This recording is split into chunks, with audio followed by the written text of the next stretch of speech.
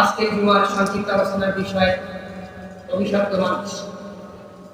ইনশাআল্লাহ তাআলা এই শিরোনামটি সামনে রেখে কোরআন এবং রাসূল পাক সাল্লাল্লাহু আলাইহি ওয়াসাল্লামের সেই হাদিস থেকে দুটো কথা বলবো। আল্লাহ সুবহানাহু ওয়া তাআলা আমাদের বলার এবং আপনাদের সকলকে গভীর মনোযোগ সহকারে শোনার তৌফিক দান করুন।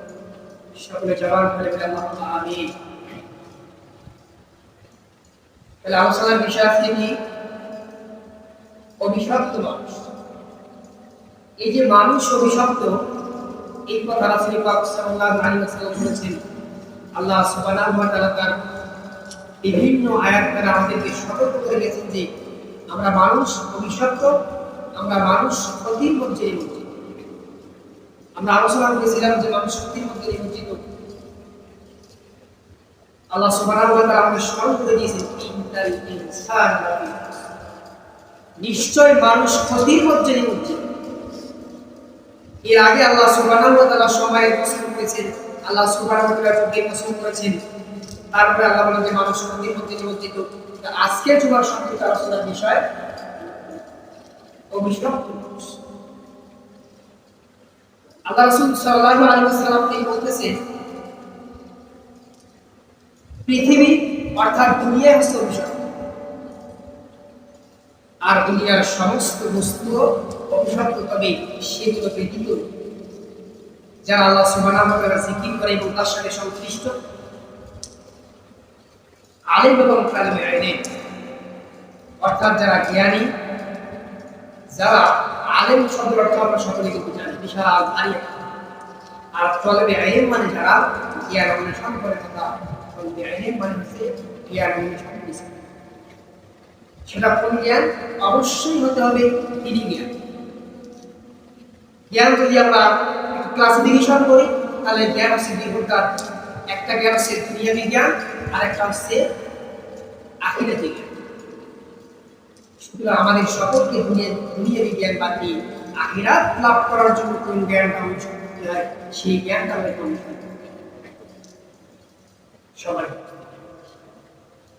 এই যে মানুষ যে অভিশপ্ত, আজকের বিষয় শিরোনাম আমার কারণ টাইম করে যাবে ইনশাআল্লাহ।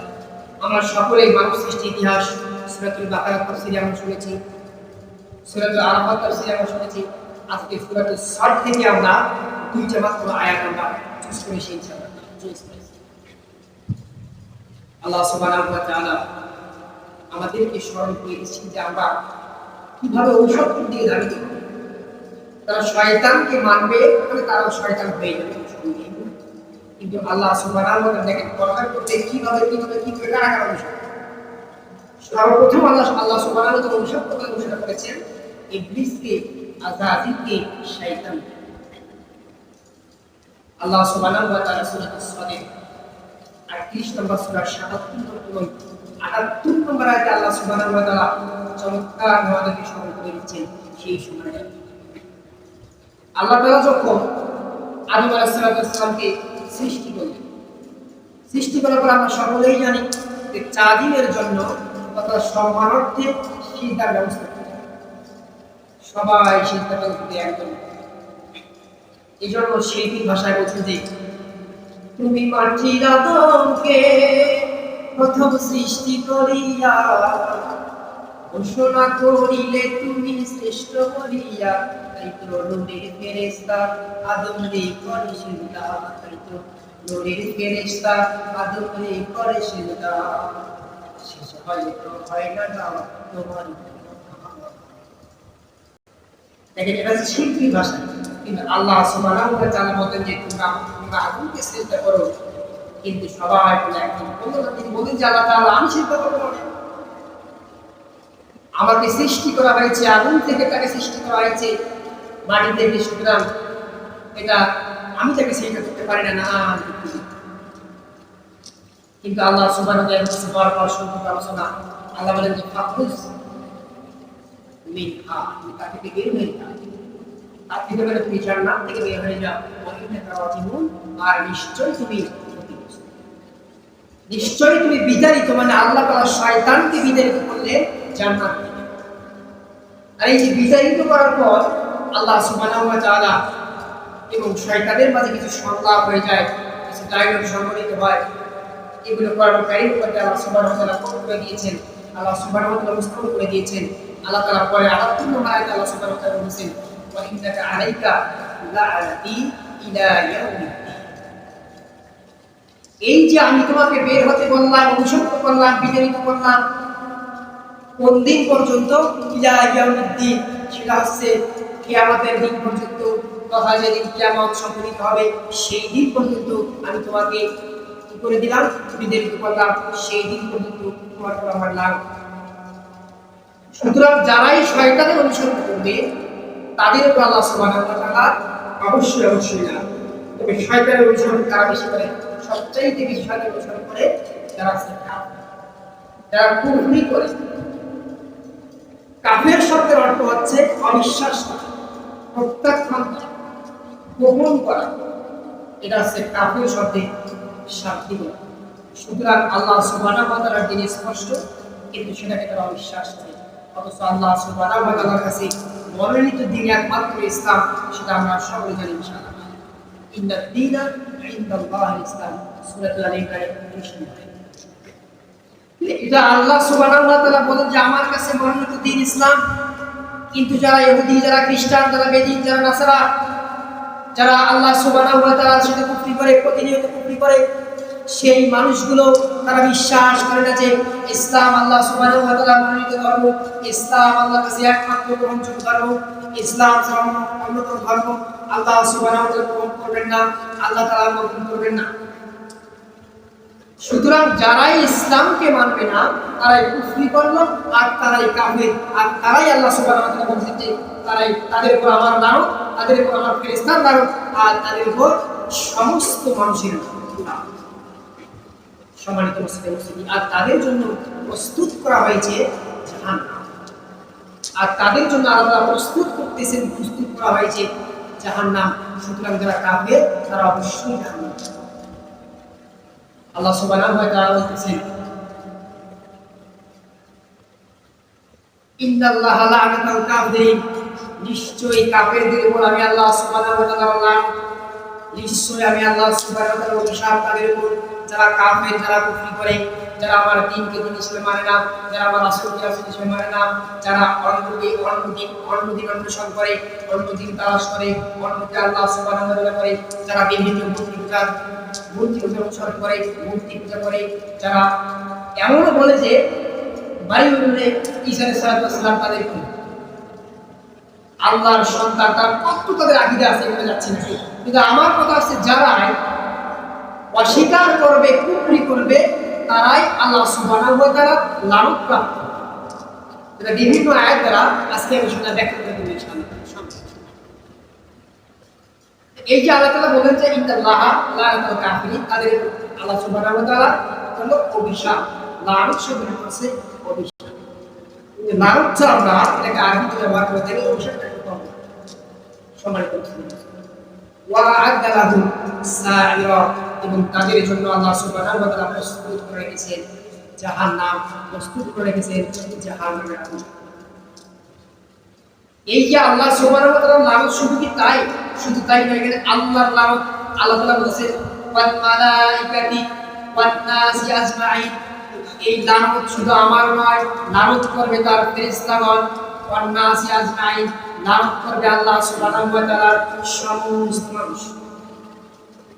সুতরাং যারা আমরা কুফরি করব তারা আমরা লানতের অন্তর্ভুক্ত হব। রাসূল শুরুতে হাদিস বলেছি আমি, এটাকে পরিত্রাণ করা সম্ভব।